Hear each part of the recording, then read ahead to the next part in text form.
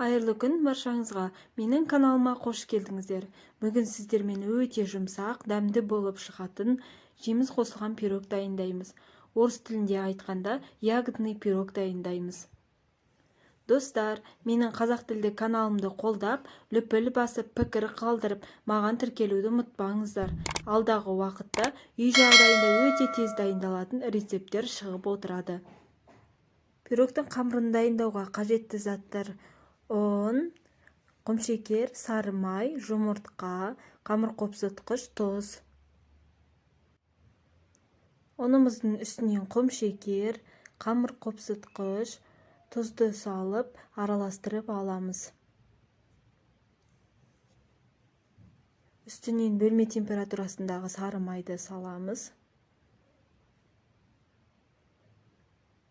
Және май мен ұнды бір-біріне үкілеу арқылы қолмен крошка жасаймыз. Майымыз тым жұмсақ немесе тым қатты да болмау керек. Міне крошкамыз осындай болып шығады. Үстінен жұмыртқаны салып, жұмсақ қамыр илейміз.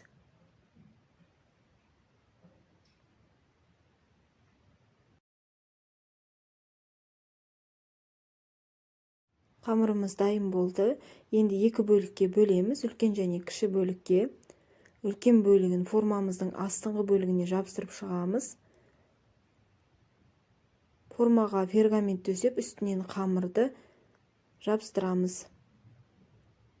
Қолмен басып-басып біркелкі қылып жабыстырып шығамыз. Енді қалған қамырмен шетін жабыстыратын боламыз.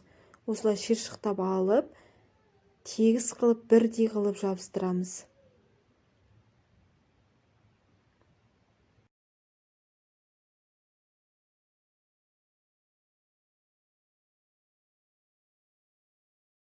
Салмасына қажетті заттар: құмшекер, таңқурай, ұн, жұмыртқа, қаймақ.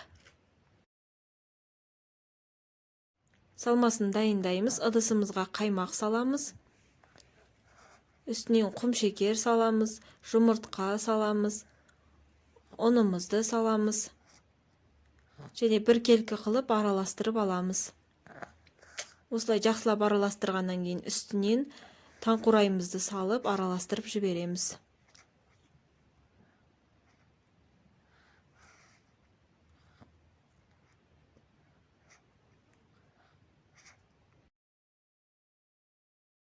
Қамыры жабысып дайын тұрған формамызға салмамызды құямыз. Пешімізді алдын ала қыздырып қоямыз. 170-180 градуста 30-40 минут пісіріп аламыз.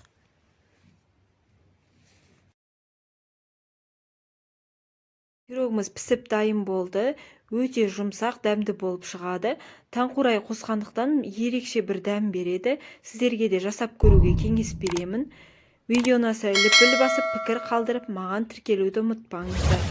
Видеоны соңына дейін тамашалап, менімен бірге болғандарыңызға рахмет.